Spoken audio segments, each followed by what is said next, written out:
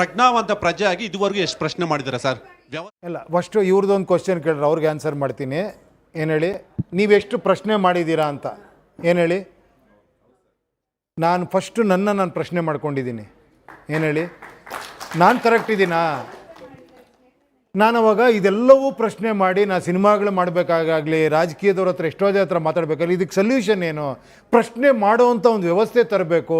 ಅವ್ರು ಹೇಳಿದ್ರು ಗೊತ್ತಾ, ನನಗೆ ಪ್ರಶ್ನೆ ಮಾಡೋಕ್ಕೆ ಟೈಮ್ ಇಲ್ಲ ಸರ್. ಕರೆಕ್ಟ್, ಅವ್ರು ಹೇಳಿದ್ದು ಕರೆಕ್ಟು ಸರ್. ನನ್ನ ಕೆಲಸ ನಾನು ಮಾಡ್ತೀನಿ ಸರ್, ಅದಕ್ಕೋಸ್ಕರ ಒಬ್ಬ ಕೆಲಸದವ್ನು ಇಟ್ಟಿದ್ದೀನಿ, ಅವ್ನು ಮಾಡಬೇಕು ಅಂತ. ಬಟ್ ಆಗ್ತಾ ಇಲ್ಲ ಅದು. ಅದಕ್ಕೇನು ಮಾಡಬೇಕು? ಒಂದು CCTV ಕ್ಯಾಮ್ರಾ ಇಡಬೇಕು. ಕರೆಕ್ಟ್ ಅಲ್ವಾ?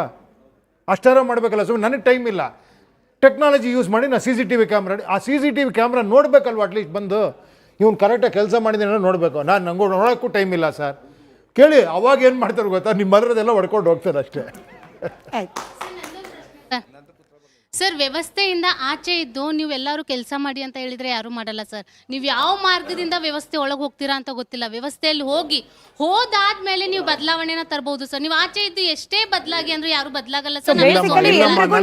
ಖಂಡಿತ ಹೇಳ್ತೀನಿ, ನನಗ ವಿಶ್ವಾಸ ಇದೆ, ಖಂಡಿತ ಬದಲಾಗಿದ್ದಾರೆ. ಬಟ್ ಎಲ್ರಿಗೂ ಬೇಸಿಕಲಿ ಅರ್ಜೆಂಟ್ ಆಗಿ ಉಪೇಂದ್ರ ಅವ್ರು ವಿಧಾನಸೌಧದ ಒಳಗೆ ಹೋಗ್ಬಿಡ್ಬೇಕು. ಹೆಂಗಾದ್ರೂ ಸರಿ ಅರ್ಜೆಂಟ್ ಆಗಿ ವಿಧಾನಸೌಧ ಬಿಡಿ, ಯಾರನ್ನ ಮಾತಾಡಿಸ್ಕೊಂಡು. ಸರ್, ನವೀನ್ ಅಯ್ಯರ್ ಅಂತ ರಾಜಾಜಿನಗರದಿಂದ. ಇವತ್ತು ಒಂದು ಚುನಾವಣೆ ಅಂದರೆ ಒಂದು 100 ಮೀಟರ್ಸ್ ರೇಸ್ ಅಲ್ಲ, ಅದು ಒಂದು ಮ್ಯಾರಥಾನ್ ಥರ. ಅದನ್ನು ನೀವು ತುಂಬ ವರ್ಷದಿಂದ ಏನೋ ಒಂದು ಜನರಿಗೆ ರೀಚ್ ಮಾಡಬೇಕಂತ ಹೇಳ್ತಾ ಇದ್ದೀರಾ. ಇವತ್ತು ಒಂದು ಹೋಟ್ಲಿಗೆ ಹೋಗ್ತೀರಿ ಸರ್, ನಾವು ಒಂದು ಮಸಾಲೆ ದೋಸೆ ಆರ್ಡ್ರ್ ಮಾಡ್ತೀರ, ಅಲ್ಲಿ ಉಪ್ಪು ಖಾರ ಏನಾದ್ರು ಜಾಸ್ತಿ ಇದ್ದರೆ ಆ ಹೋಟ್ಲು ಮಾಲೀಕನಿಗೆ ಕ್ಯಾಶಿಯರ್ಗೆ ಹೋಗಿ ಬೈತೀರಿ. ಅದೇ ನಾವಿವತ್ತು ಕಣ್ಮುಚ್ಕೊಂಡು ಟ್ಯಾಕ್ಸ್ ಕಟ್ಟಾದೀರಿ ಸರ್. ಇವತ್ತು ಭ್ರಷ್ಟಾಚಾರ ಆಗ್ತಾಯಿದ್ರು ಜನರು ಮುಗ್ಧರಾಗಿದ್ದಾರೆ, ಮತ್ತು ಏನು ಸುಮ್ಮನೆ ಸೈಲೆಂಟ್ ಆಗಿದ್ದಾರೆ. ಸೊ ಜನರಿಗೆ ನಿಮ್ಮ ಮುಖಾಂತರ ಭ್ರಷ್ಟಾಚಾರನ ನಿರ್ಮೂಲನೆ ಮಾಡೋದಕ್ಕೆ ಏನು ಕ್ರಮ ತಗೊಳ್ಬೇಕು, ಮತ್ತು ಲಂಚ ಮುಕ್ತ ಕರ್ನಾಟಕನೇ ನಾಂದಿ ಆಡೋದಕ್ಕೆ ನಿಮ್ಮ ಕಡೆಯಿಂದ ಏನು ಸಜೆಷನ್ ಕೊಡ್ತೀರಾ ಸರ್? ಕೇಳಿ, ಒಂದೇ ಒಂದು ಸಿಂಪಲ್ ಆಗಿ ಹೇಳ್ತೀನಿ. ಮೊದಲನೇದಾಗಿ ವೋಟ್ರಾಗಿ ನಾನು ಕೇಳ್ತಾ ಇದ್ದೀನಿ ಗೊತ್ತಾ, ನೀವು ವೋಟ್ರಾಗಿ ಕೇಳ್ತಾ ಇದ್ದೀರಾ ಗೊತ್ತಾ, ನೀವು ಹಾನೆಸ್ಟಾಗಿ ವೋಟ್ ಮಾಡಬೇಕು, ಲಂಚ ತಗೊಳ್ಳದೆ. ಕರೆಕ್ಟ್ ಅಲ್ವಾ ಸರ್? ಆಮೇಲೆ ನೀವು ಪ್ರಚಾರ ಗಿಚಾರ ಆ ಒಂದು ಇದಕ್ಕೆ ವೋಟ್ ಮಾಡಬಾರ್ದು. ಕರೆಕ್ಟ್ ಅಲ್ವಾ ಸರ್? ವಿಚಾರಗಳಿಗೆ ವೋಟ್ ಮಾಡಬೇಕು. ಕರೆಕ್ಟ್ ಅಲ್ವಾ? ಇನ್ವಾಲ್ವ್ ಆಗಬೇಕು. ಕರೆಕ್ಟ್ ಅಲ್ವಾ? 4 ಜನಕ್ಕೆ ಕೇಳಬೇಕು. ಕರೆಕ್ಟ್ ಅಲ್ವಾ? ಇದಿಷ್ಟು ಮಾಡಿ ಸಾಕು, ಹೆಂಗೆ ಬದಲಾಗುತ್ತೆ ನೋಡಿ, ಎಲ್ಲವೂ ಬದಲಾಗ್ಬಿಡುತ್ತೆ. ಎಲ್ಲರ ಒತ್ತಾಸೆ ಇರೋದು ಅರ್ಜೆಂಟ್ ಆಗಿ ಬದಲಾವಣೆ ಆಗಬೇಕು. ಆಯ್ತು, ನಾವು ಕೂಡ ಬದಲಾವಣೆಯಲ್ಲಿ ಪಾತ್ರಧಾರಿಗಳಾಗ್ಲಿಕ್ಕೆ ಸಿದ್ಧವಿದ್ದೀವಿ, ನಮಗೆ ಮಾರ್ಗದರ್ಶನ ಬೇಕು.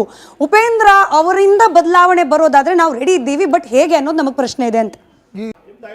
ತುಂಬಾ ಚೆನ್ನಾಗಿದೆ, ನಮ್ದು AAP ಐಡಿಯಾಲಜಿ ಚೆನ್ನಾಗಿದೆ, ನೀವು ಒಬ್ಬರೇ ಏನು ಮಾಡೋದಾಗಲ್ಲ, AAP ಜೊತೆ ಬನ್ನಿ.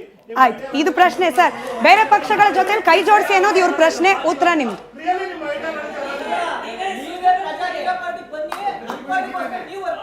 ಅಲ್ಲಲ್ಲ, ಕೇಳಿ ನೋಡಿ, ಒಂದ್ ನಿಮಿಷ. ಉಪೇಂದ್ರ ಅವರು ಉತ್ತರ ಕೊಡ್ಲಿ. ಅಲ್ಲ ಕೇಳಿ, ಇಲ್ಲಿ ಅಲ್ಲ, ಒಂದ್ ನಿಮಿಷ ಕೇಳಿ. ನಿಜವಾಗ್ಲೂ ಇಲ್ಲಿ ಏನ್ ಗೊತ್ತಾ, ಇಲ್ಲಿ ಇದೊಂದು ಪ್ರಾಬ್ಲಮ್ಮು ಸರ್. ಆ ಪ್ರಾದೇಶಿಕ ಪಕ್ಷ ಚೆನ್ನಾಗಿದೆ ಸರ್, ಇವ್ರದ್ದು ಐಡಿಯಾಲಜಿ ಚೆನ್ನಾಗಿದೆ, ಅವ್ರದ್ದು ಐಡಿಯಾಲಜಿ, ಎಲ್ಲ ಸೇರ್ಕೊಂಬಿಡಿ. ಯಾರು ಬೇಡ ಅಂತೇಳಿದ್ದು? ನಿಮಗೆ ನಿಜವಾಗ್ಲೂ ಬೇಕು ಅಂದರೆ ನೀವೇ ಇದನ್ನು ಅಡಾಪ್ಟ್ ಮಾಡ್ಕೊಂಡು ಮಾಡಿ. ರೈಟ್. ಬಹುಶಃ ಇದಕ್ಕಿಂತ ಸ್ಟ್ರೇಟ್ ಉತ್ತರ ಇನ್ನೇನು ಕೊಡ್ಲಿಕ್ಕೆ ಸಾಧ್ಯ ಇಲ್ಲ ಅನ್ಸತ್ತೆ. ಬದಲಾವಣೆಯ ಜವಾಬ್ದಾರಿ ಕೇವಲ ಉಪೇಂದ್ರ ಅವರ ಮೇಲ್ ಮಾತ್ರ ಇಲ್ಲ, ಅವರ ಹೆಗಲ ಮೇಲ್ ಮಾತ್ರ ಇಲ್ಲ. ಬದಲಾವಣೆ ತರಬೇಕು ಅನ್ನೋದು ಗೊತ್ತಿರುವವರಿಗೆ ಬದಲಾವಣೆ ಯಾವ ರೀತಿ ಆಗಬೇಕು ಅನ್ನೋ ಕ್ಲಾರಿಟಿ ಮೊದಲು ಮುಖ್ಯ. ಹಾಗೆ ಬದಲಾವಣೆಯಲ್ಲಿ ನಂದು ಜವಾಬ್ದಾರಿ ಇದೆ ಅನ್ನೋದನ್ನ ಅರ್ಥಕೊಳ್ಳೋದು ಮುಖ್ಯ ಅನ್ನೋದು ಬಹುಶಃ ಉಪೇಂದ್ರ ಅವರ ಒನ್ಲೈನ್ ಸ್ಟೇಟ್ಮೆಂಟ್. ಧನ್ಯವಾದ ಸರ್, ನಮ್ಮ ಜೊತೆಯಲ್ಲಿ ನೀವೇ ಹೇಳ್ಬಿಟ್ರಿ, ಸೂಪರ್. Thank you.